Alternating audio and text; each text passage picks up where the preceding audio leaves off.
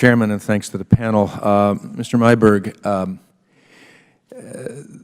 this isn't the first time this committee has looked into EPA for its questionable FOIA practices. And that's an issue I'd like to address. EPA has been notorious for having extremely long delays in responding to FOIA requests. In fact, one of our witnesses, recent witnesses, in a previous hearing here, Mark Edwards, a waters expert, professor at Virginia Tech, testified that he awaited several years for his FOIA request to be completed. In fact, many of his requests were filled the day after he appeared before this committee on the Flint water issue. This case, as well as others, I believe very clearly and should diminish the public's confidence in EPA's ability to be open and transparent. And so, could you tell us why it takes EPA so long for these FOIA requests to be filled? Congressman, I'll just speak very generally to this on a couple of matters. One is that we take our FOIA responsibilities very seriously, and we have found in recent years there has been a substantial increase in the number of FOIA requests we've received. In responding to that, we've tried to put together a FOIA expert assistance team to assist us in searching through documents and making sure that we're fully responsive. When was that team initiated? That team was initiated within the last year or so. Are we seeing improvements on that you could tell us about? We're working very hard. I don't have any statistics for you today, but we'll be glad to get back to you with more information. I appreciate that, because I know that you have to get a lot of requests, undoubtedly. When we're dealing with very emotional issues, substantive issues, waters of the U.S., Flint water crisis, where government failed at all levels and people have been hurt. There certainly is emotional issues dealing with the requests that go on. But there are reasons why EPA has been brought in front of us on several occasions dealing with FOIA, and I would hope that be addressed. Going on to purchase cards that was introduced in I believe, our Chairman's opening comments, how can EPA keep better track of the purchase cards and the usage of those cards by your employees?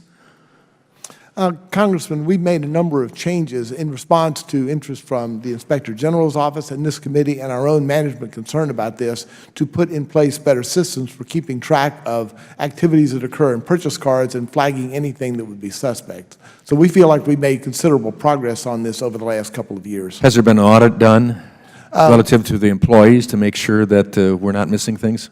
On the financial audit, we've had a clean audit opinion for the last several years, but we're always continuing to follow up and make sure that we have appropriate systems in place to detect any misconduct. Well, then why is it that EPA employees who spend thousands of dollars of EPA taxpayer money on personal expenses can get away with not having to reimburse the agency? Congressman, obviously we share your concern about that. The cases that are before us today are cases that were over, for the most part, as Director Sullivan specified, were over a couple of years ago. We feel like we have made progress going forward to identify those cases and address them. Well, the particular individual that expended over $22,000 in international roaming charges while vacationing, and I think we make that clear, while vacationing abroad, will that employee be required to reimburse the agency? Congressman, I'm glad you brought that particular case up, because we are going back and trying to make another effort to recover the costs from that. What's the challenge? The challenge is going to be to determine which calls, even an employee on vacation may have made work-related contact back to the agency even while they were on vacation. We need to make sure we can separate those out and make a credible claim. Mr. Sullivan, could you add any information to that relative to that specific individual? Yes, Mr. Walberg. The individual actually resigned before we presented our findings to the agency, and then as a follow-up, the agency preliminarily determined that it was too difficult to decide of that 22,000, how many may have been work-related. But recently, though, as Mr. Myberg said, the agency came back to us, I believe in April, last month and said they are taking a second look at it and trying to present a bill to that former employee. Well, I hope a second look would be taken at it, and I applaud that efforts and want to see that completed. But in the end, if there's fraudulent or criminal involvement with this employee, I would hope that we could get after them.